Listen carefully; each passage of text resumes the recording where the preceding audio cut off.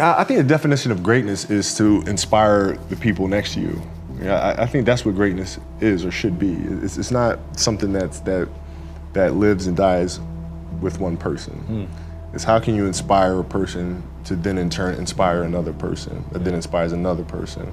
And that's how you create something that I think lasts forever. Yeah. And I think that's our challenge as people, is to figure out how our story can impact others and motivate them in a way to create their own greatness. There's a quote from one of my English teachers at Lower Merion named Mr. Fisk. He had a great quote that said, "Rest at the end, not in the middle." And that's something I always live by. You know, I'm not gonna rest, I'm gonna keep on pushing now. There are a lot of answers that I don't have, even questions that I don't have. But I'm just gonna keep going. I'm just gonna keep going, and I'll figure these things out as we go, right? And you just continue to build that way. So I try to live by that all the time. And what brings you the most joy right now? Being with my family. Really? That is, man, that is the most fun. It's just, you know, it's hanging out with them all summer, being able to like do things that I ordinarily couldn't do. Yeah. Because of training, because of season and stuff like that. So being around them and watching Bianca grow up, because there are a lot of things that I miss with Natalia and Gianna because I was playing. So being there every day with them is so much fun, man. So it brings me the most joy. What does love feel like?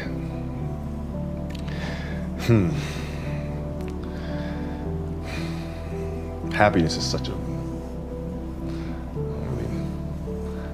think I would describe love as happiness. I think I'd describe it as a beautiful journey. You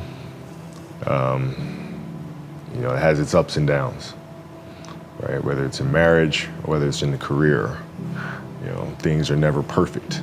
Yeah. But through love, you continue to persevere and you move through them. You move through them. And then through that storm, beautiful sun emerges. Yeah. Right? And inevitably another storm comes. And guess what? You ride that one out too. Yeah. So I think love is a certain determination and persistence to go through the good times and the bad times with the someone or something that you truly love. My parents were great. You know, growing up, you know, they instilled in me the importance of imagination, of curiosity, and understanding that, okay, if you want to accomplish something, I'm not just going to sit here and say, yes, you can do whatever you want. Yes, you can, but you have to also put in the work to get there, right? So they taught me that at a really early age, man. And when you grow up as a kid thinking that the world is your oyster, all things are possible if you put in the work to do it, you know, you grow up having that fundamental belief. My mom was there on a daily basis. My father was really influential at a really critical time where I had a summer where I played basketball when I was like 10 or 11 years old, in a very prominent summer league in Philadelphia called the Sunny Hill League, where my father played, my uncle played, and they were like all-time greats and such stuff. And Wilt Chamberlain played in the league, you know, Earl of Pro Monroe played in the league. And here I come playing, and I don't score 1 point the entire summer. Really? Not one. How old were you? 11, 10, 11. And you're playing against other 10, 11-year-olds? Or and you didn't score once? Not one. Were you in the game? I was in the game. How'd you not score? Because I was terrible. Really? Yeah. That At 10, 11 years old, you were that awful. Terrible. I mean, you know, and I had these big knee pads on because I was growing really fast. I had socks all the way up here, and I had like the high top skinny, fade, like skinny as hell. And I scored not a free throw, nothing, not a lucky shot, not a breakaway layup, 0 points. And I remember crying about it and being upset about it. And my father just gave me a hug and said, "Listen, whether you score 0 or score 60, I'm gonna love you no matter what." Wow. Now that is the most important thing that you can say to a child. Because from there I was like, okay, that gives me all the confidence in the world to fail. I have the security there. But to hell with that, I'm scoring 60. Let's go. Right. And from there I just went to work. And I stayed with it and I kept practicing. You know, when you're in this culture in our society, you can do some phenomenal things individually, but they'll never reach their full potential unless you do them collectively. And you have to figure out how to do that. The challenge for me was always compassion and empathy. I think about 2009, things started changing for me. I started really making a conscious effort to better understand. And that doesn't mean, you have compassion and empathy so you go softer on them. It's more like you put yourself to the side and you put yourself in their shoes and understand what they're feeling. And then you have to make certain decisions of, okay, what buttons do I need to push for this player to get them to the next level? So it's not sit around and it's all happy-go-lucky type of thing. Your leader, your job is to get the best out of them, even if they may not like it at that time. One of the things that I had to learn is how to get the best out of my teammates. Yeah. And most people think it's a simple thing, pass them the ball.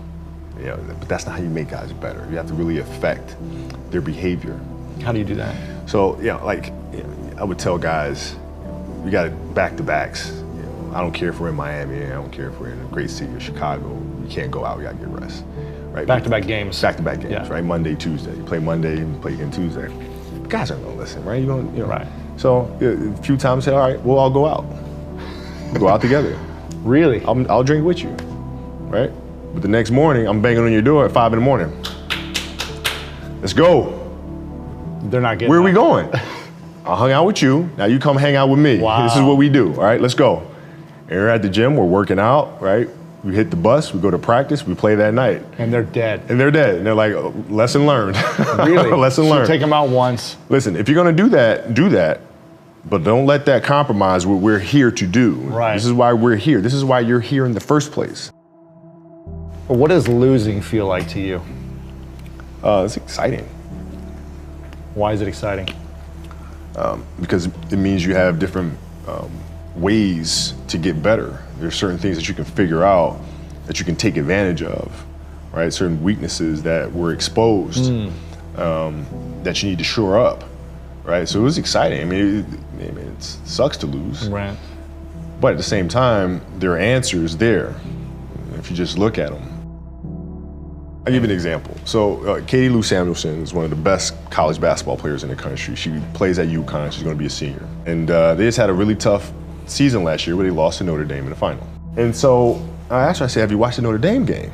She was like, no. I said, well, why not? I said, I don't want to watch that. I said, I know you don't, but you're going to play Notre Dame this year, yeah?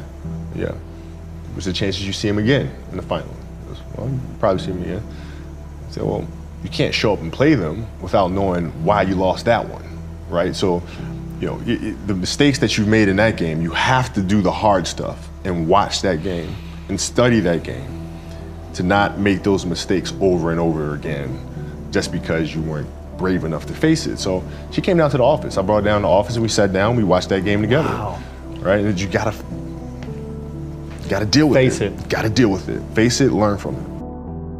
When you play for 20 years, I played for 20 years, you reach a certain level, you're like, okay, wait a minute, I have to start again at the base of a mountain and try to climb the top of this mountain. First of all, what mountain am I climbing? I don't even know, like, what the hell am I gonna be doing? And it's very scary. It's very scary. Even for you? Oh, absolutely. Wow. Absolutely. And the thing that helped me actually was hurting my Achilles, because that forced me to sit there and say, okay, the day could be today that your career is over. Now what do? You have these ideas about doing something with your life after basketball, but what if today is the day that's it? Now what do you do? So I had all this time sitting there with my Achilles injury and contemplating and thinking, and I said, I better get to work. Wow. And that was that. The mentality book is really about process and craft. I've broken the book up into 2 sections. And process is really about the process of preparing, through injury, recovery, studying of the game. And then the craft is the actual performance and the tactics. And so a lot of things that I learned through the game were through photos. You can look at a photo and see like a player making a move, and look at the angle of his feet, look how he's using his hands on defense, and I can really break down things to the smallest detail through that.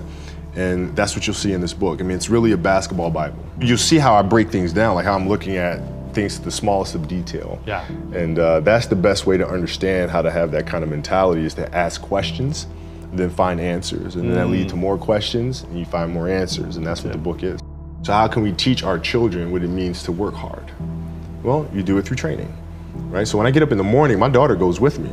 4 a.m.? 4 a.m. My 15-year-old goes with me. She goes with me before school, and it becomes a daddy-daughter thing. That's cool. She just got her permit, right? So she drives in the morning. It becomes a cool thing, right? But through that process, she understands the value of hard work and things taking time.